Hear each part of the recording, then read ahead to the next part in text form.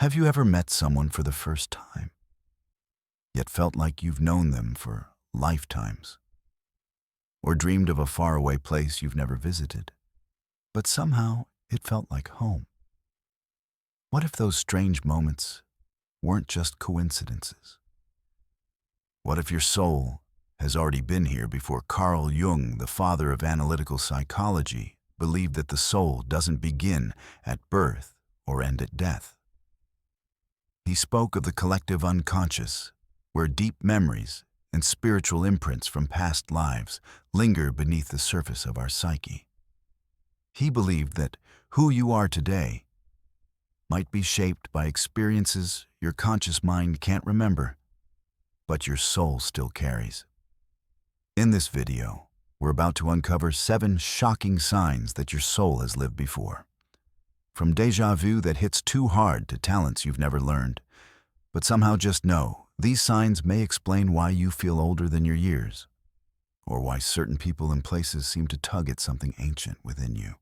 This isn't just theory, it's a journey into the hidden layers of who you really are.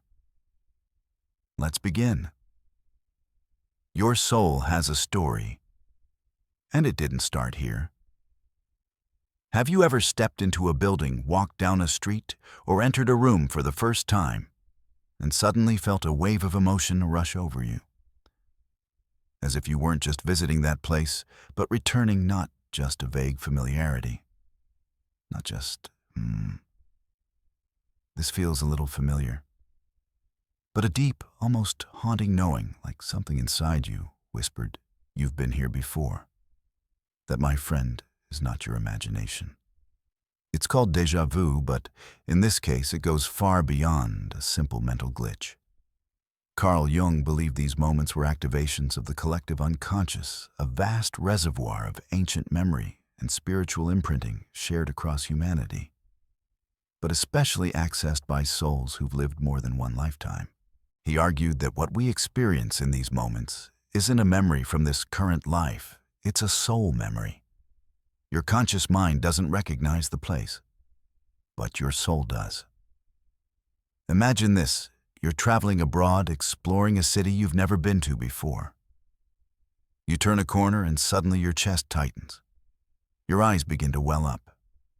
You feel something between awe and heartbreak, and you have no idea why. But in that moment, something within you is being stirred. A memory buried so deep, so ancient, it bypasses logic entirely. Maybe you lived there once. Maybe you lost someone there. Maybe something sacred happened in that place, not in this lifetime, but in one your soul remembers. These moments of spiritual déjà vu are not just coincidences. They're reminders. Reminders that time as we know it isn't linear for the soul. That memory doesn't only belong to the brain, but also to the essence of who you are. And here's what makes it even more powerful. The more awakened you are, the more likely you are to feel these things. Because the soul whispers in symbols and emotions, in goosebumps and tears. And if you're watching this, you're probably someone whose soul is beginning to remember. So the next time you experience déjà vu, don't dismiss it. Don't rationalize it away. Pause. Ask yourself, what is my soul trying to tell me right now? Why does this moment feel so sacred, so familiar, so real? Because in that instant, you might not just be touching a place. You might be touching a past life. And that could be the first of many doors that begin to open. Have you ever felt an intense, irrational fear that made no sense? You've never nearly drowned, yet the thought of deep water sends chills down your spine. You've never been caught in a fire, but you panic when you see open flames. You avoid tall places, small spaces, even sleep in the dark. But you don't know why. What if these fears weren't random? What if they weren't rooted in this lifetime at all, but were echoes from something older, something deeper, something your soul still remembers? Carl Jung believed that our unconscious doesn't simply store memories from our present life. He believed it holds emotional imprints, psychic residues, and traumas from lifetimes before. Think about it. Your soul may have carried the memory of drowning, of burning, of falling, of being buried alive, of war betrayal, imprisonment, or abandonment. And although your mind has forgotten, your nervous system hasn't. Your soul hasn't. That's why you can react so strongly to something you've never actually experienced, because deep inside, the trauma still lives in you. Jung called this the influence of the collective, unconscious, and archetypal memory, where these fears are not only personal, but symbolic of universal suffering. But some of these fears are too specific, too vivid, too personal, to be explained only by genetics or social conditioning. Let me tell you a story. A woman named Elise always had a paralyzing fear of confined spaces. Elevators, tunnels, small closets, even MRI machines would send her into full-blown panic. No childhood trauma, no logical explanation. She finally saw a regression therapist out of desperation. And during the session, an image came through. She saw herself buried beneath rubble, screaming for help in what appeared to be a collapsed building during wartime. She wept, her hands clenched, her breath became shallow. It felt real. Afterward, she couldn't explain it in rational terms. But her lifelong phobia began to fade, because the soul had finally been heard. Now you might not believe in reincarnation, but consider this.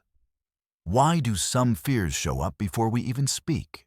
Why do toddlers scream near water when they've never been harmed?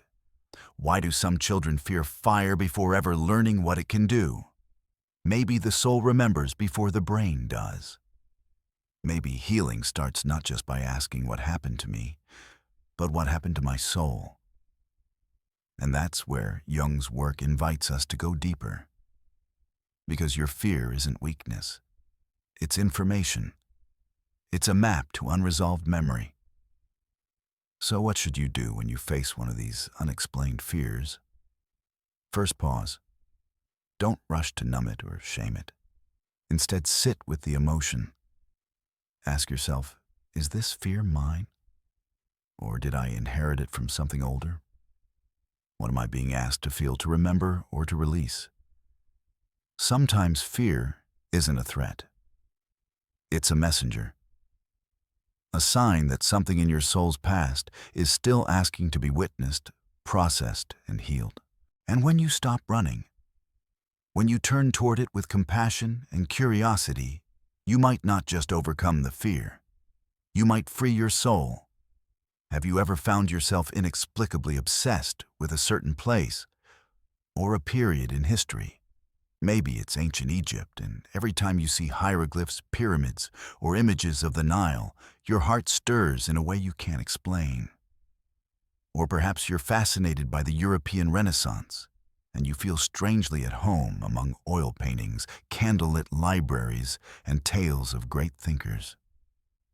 Maybe it's Native American wisdom, Mayan temples, or Celtic rituals that stir something ancient inside you. Here's the thing, this isn't just a hobby. It's not just personal interest. It might be something much deeper. Carl Jung referred to this phenomenon as archetypal resonance, when your soul is activated by symbols, eras, or energies it once knew. He believed that our psyche carries echoes of lived experience, not just from our current lives, but from the many identities our soul may have passed through. These longings aren't coming from your mind. They're coming from your spiritual memory. Think about it. You might feel a sense of reverence when walking through a museum, a strange sadness when looking at a painting from the 1500s, a kind of recognition when watching a documentary on ancient rituals or sacred ceremonies. And you don't know why. You weren't taught this. You didn't grow up with it. But somehow, it feels like home. That's no accident. Jung proposed that when your soul has lived a life rich in meaning during a certain time or place, it holds on to the energy of that life, even after the body has long disappeared. And when you re-encounter those symbols, places, or cultural cues again, that energy wakes up. You're not just fascinated by Egypt. You might have walked its sands, chanted in its temples, or stood beneath the stars as a priestess, healer, or astronomer. You're not just curious about medieval art. You might have once held the brush. These feelings of deep familiarity are what Jung believed pointed towards soul continuity. In fact, he experienced it himself. Jung once described feeling drawn to ancient cultures and dream imagery that he couldn't possibly have known from his education or upbringing. He was particularly fascinated by mandalas, Sanskrit symbols, and Eastern philosophies, despite having no early exposure to them. It was as if something in him already knew. This is what he meant by the collective unconscious, but also the individuated soul memory. Your consciousness may be new, but your soul is ancient. And here's where it gets even more interesting. These callings often point to past lives where your soul felt aligned, alive, and purposeful. Let's say you're inexplicably drawn to shamanic practices. You feel peace when drumming ritual or nature-based spirituality is present. You might be remembering a time when you were a shaman, healer, or spiritual guide in your community. Or perhaps you've always had a fascination with astronomy, alchemy, or ancient texts. You might be reconnecting with a past where your soul sought truth through the stars or through sacred knowledge. And sometimes we're not drawn to the glory of the past, but to its wounds. You might feel heartbreak when reading about the burning of libraries, the fall of sacred cities, or the oppression of mystics and thinkers. Why do these losses hurt in a way that feels personal? Because maybe they are. Maybe you were there. Maybe your soul remembers. So what can you do with this 3 simple ways to explore archetypal resonance? 1. Follow the pull. Don't dismiss your fascinations as random quirks. Let them guide you. Read the books. Watch the documentaries. Visit the ruins. Listen to the music. Your soul might be leading you back to something that matters. 2. Journal the emotion, not just the facts. When something historical stirs you, emotionally write it down.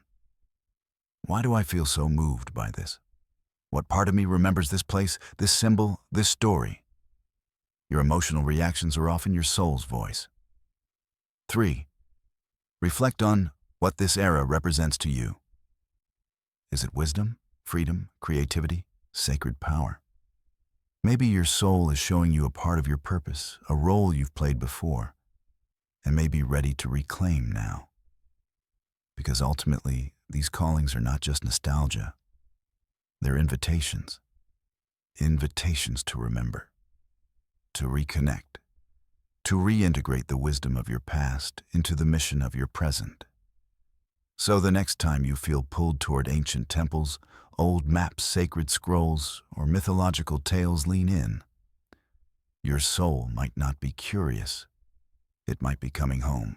Have you ever had a dream so vivid, so real, so emotionally intense, that when you woke up you didn't feel like yourself? Maybe in that dream you were standing on a battlefield in armor, sword in hand, fighting for a cause you couldn't name, but somehow knew mattered.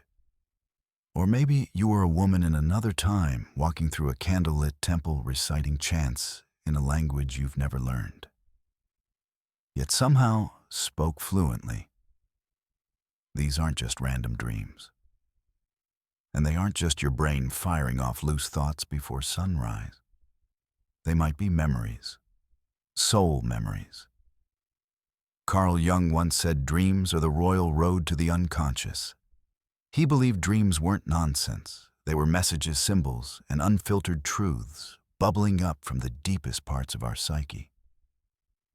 And sometimes, They reveal lives we've forgotten, places we've never seen but somehow recognize, roles we've never lived but feel so right in. Have you ever woken up from a recurring dream and felt homesick? Not for anything in your current life, but for somewhere you can't explain that might be your soul whispering. You've been here before. This was once your body, your life, your path. Jung believed that our dreams are the most honest reflection of what we suppress, forget, or aren't ready to face in waking life. But beyond that, he also saw dreams as archetypal containers holding not only your own experiences, but the collective memory of humanity and the spiritual blueprint of your soul. Let's say you keep dreaming of being on a ship in the 1700s. You feel the salt air, hear the creaking of the wood, feel the sting of rope in your hands. You wake up feeling like you just returned from sea. No historical movie, no recent reading, nothing you've watched or heard would explain it. So where did that come from? According to Jung, these aren't just symbolic dreams. Sometimes they're fragments, tiny surviving pieces of other lifetimes floating through the veil of sleep, reminding you of who you've been. And here's what makes it even more profound. These dreams often come in cycles. They repeat, they evolve, they follow a story arc. Because just like healing in this life unfolds in layers, so does remembrance from past lives. You might dream of being a monk in Tibet one year, then years later return to that dream and find yourself walking deeper into the same monastery. What's happening? Your soul is picking up where it left off. It's not just a fantasy. It's a journey of recovery, of reintegrating parts of yourself that time and death could not erase.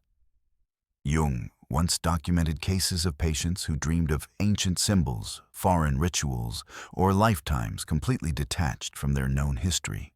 In many cases, these patients later discovered real cultural or historical details, accurate ones about places and times they'd never studied.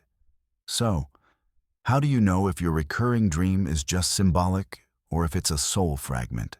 Here are 4 signs Jung might point you toward. Signs your recurring dream may be from a past life.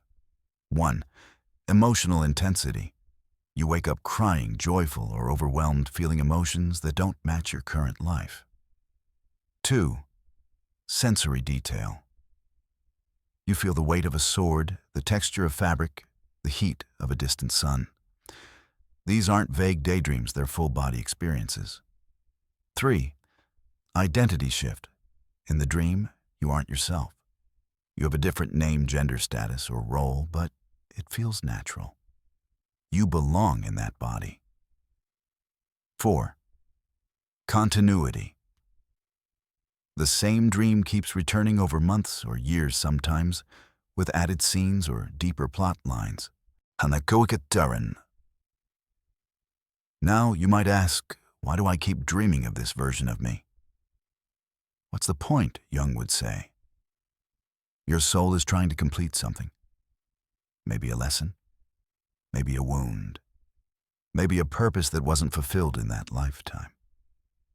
Sometimes a recurring dream is not asking you to relive the past, but to reclaim something from it. Maybe you were silenced in that life, and in this one, your voice matters. Maybe you died with regret, and now you have a second chance. Maybe you held sacred wisdom, and now the world is finally ready to receive it. So the next time you wake up from a dream where you were someone else, don't rush to forget it. Write it down, feel it, explore it, and ask yourself, what is this version of me trying to tell me? What does this dream reveal about my soul's journey? Because sleep is not just rest, it's a portal. And your dreams are the doorway, what lies behind that door.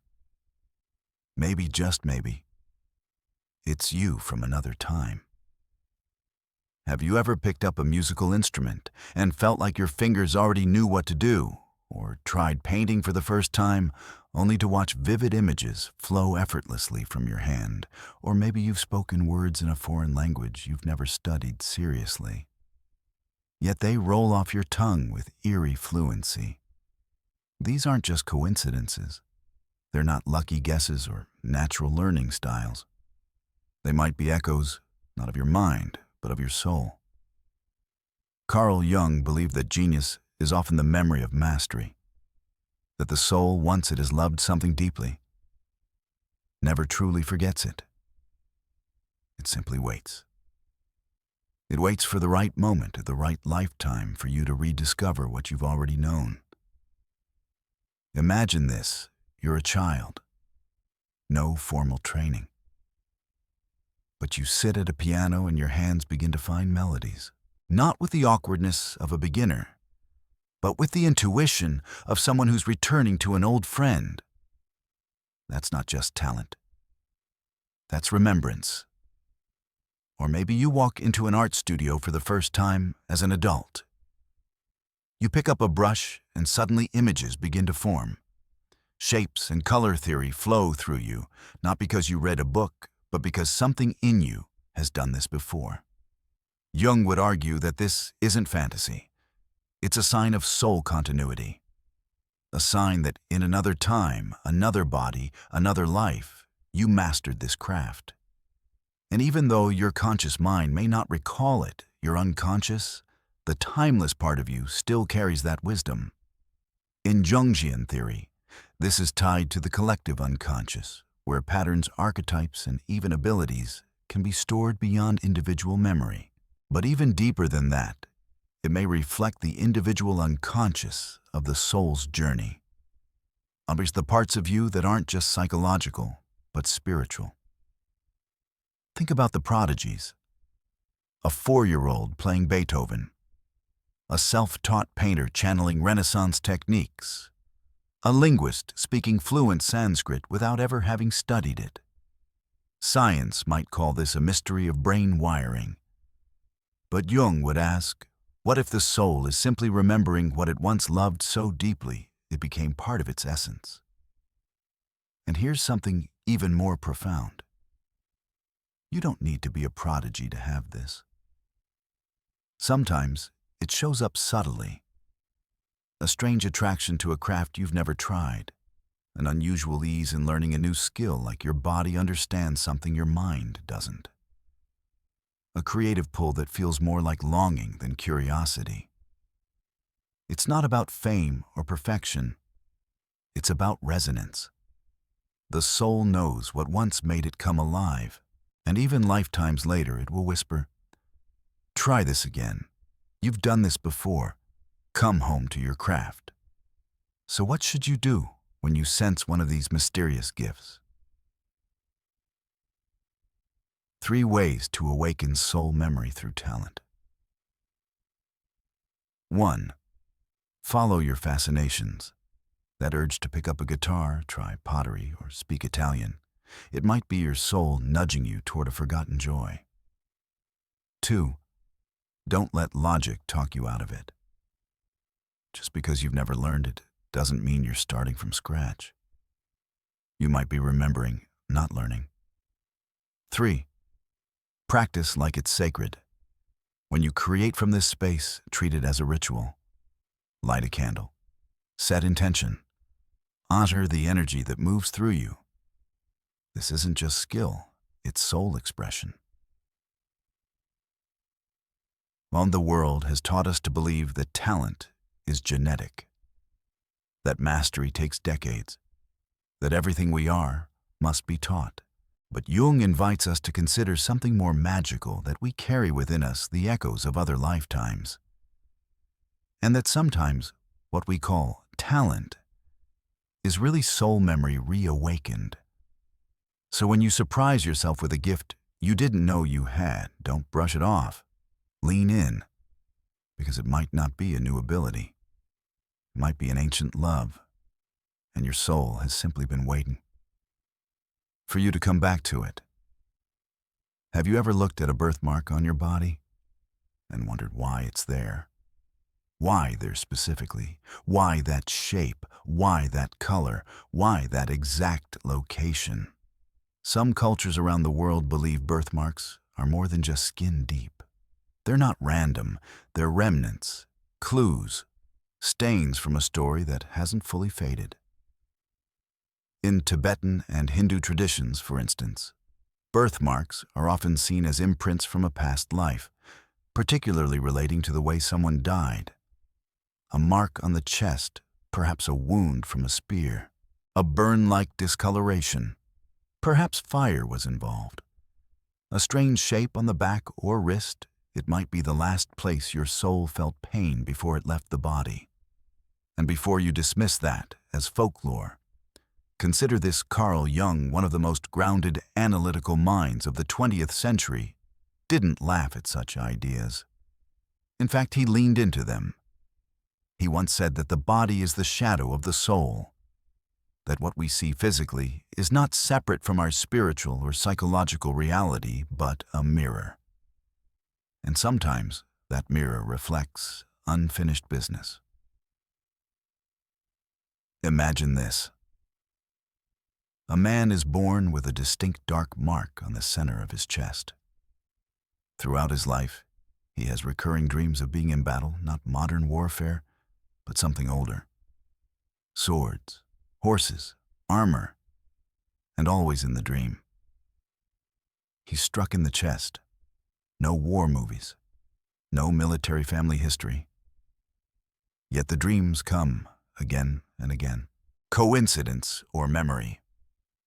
In one study from the early 2000s by Dr. Ian Stevenson, a psychiatrist who dedicated decades to investigating reincarnation, numerous children across cultures reported memories of past lives, and many of them had birthmarks that corresponded to the wounds they described.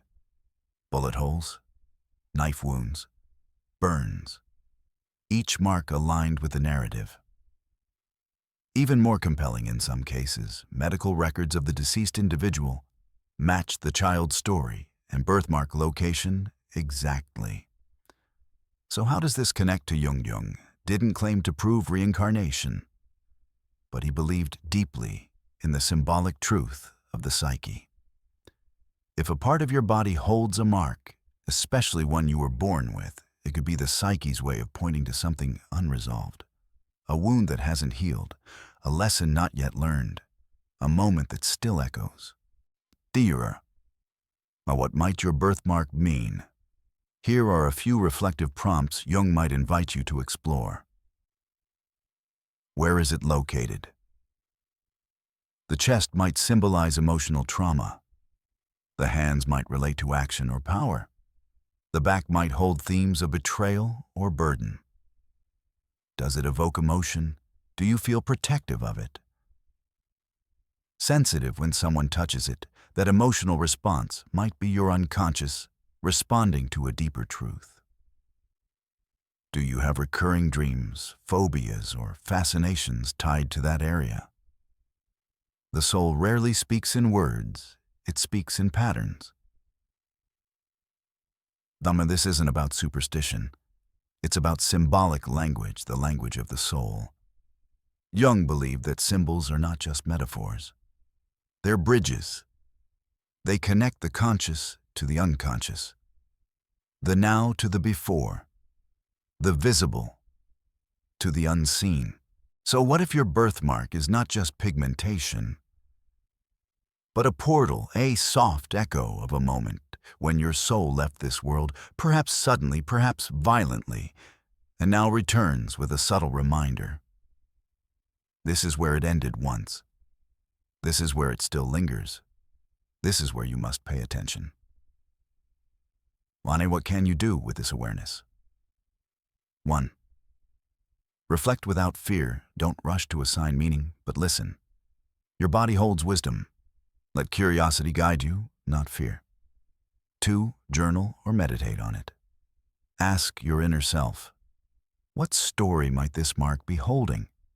Is there something I need to remember or release? 3.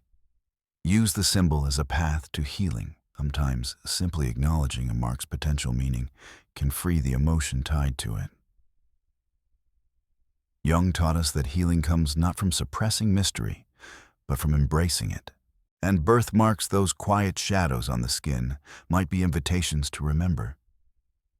To see the body not just as a machine, but as a map. A map that tells the story not only of who you are, but who you've been. And perhaps what your soul is still trying to understand. Have you always felt different? Not in a way that others could always name, but in the way you noticed things.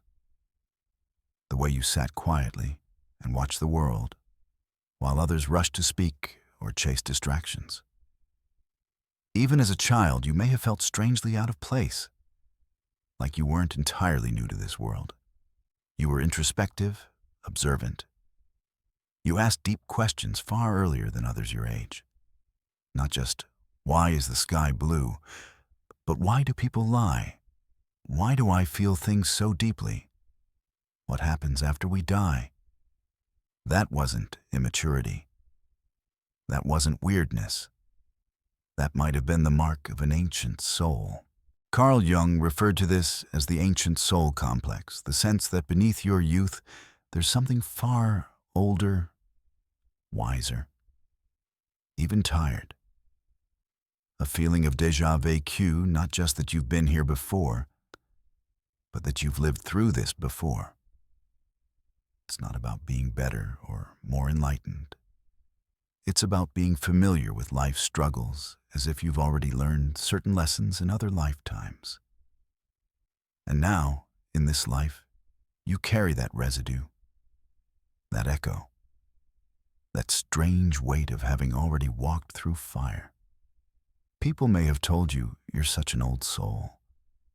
Or maybe you simply felt it in the way you crave solitude more than noise, depth more than surface, truth more than comfort.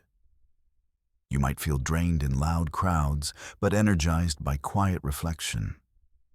You might connect more with those decades older than you. You may have always understood pain, not because you experienced trauma early, but because your soul already knew it. Jung believed these souls were the ones who had evolved through lifetimes of growth challenge and inner work. They incarnate not to learn the basics, but to deepen, to integrate, to guide sometimes quietly and visibly those still waking up. But being an ancient soul doesn't always feel like a gift. Sometimes it feels like loneliness, like watching life from a distance, like wondering why no one else seems to feel as deeply as you do. But Jung would remind you, this isn't your curse, it's your calling. Because your wisdom didn't come from textbooks or life hacks. It came from experience beyond time. And your presence, just as you are, reminds others that there is more to life than what we can see. So the next time you feel like you don't fit, like you're too serious, too sensitive, or too intense, remember, you're not too much. You're just from before.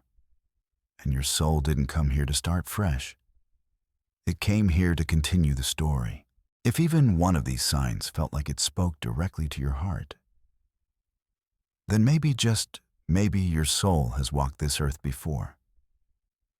Maybe you didn't come into this life to start from scratch, but to remember who you've always been. Carl Jung once said, "Who looks outside dreams, who looks inside awakens." And perhaps the past you've been searching for isn't written in history books, but etched deep within the chambers of your own soul. So ask yourself, which of these signs felt like more than just coincidence? Which one stirred something ancient in me? Let us know in the comments. Which sign felt most familiar to you because your story, your soul's journey, is part of something far greater than this moment. And if this video stirred even a small spark inside you, subscribe for more stories, symbols, and signs that awaken the parts of you you've almost forgotten. You're not here by accident. You're here because your soul is ready to remember.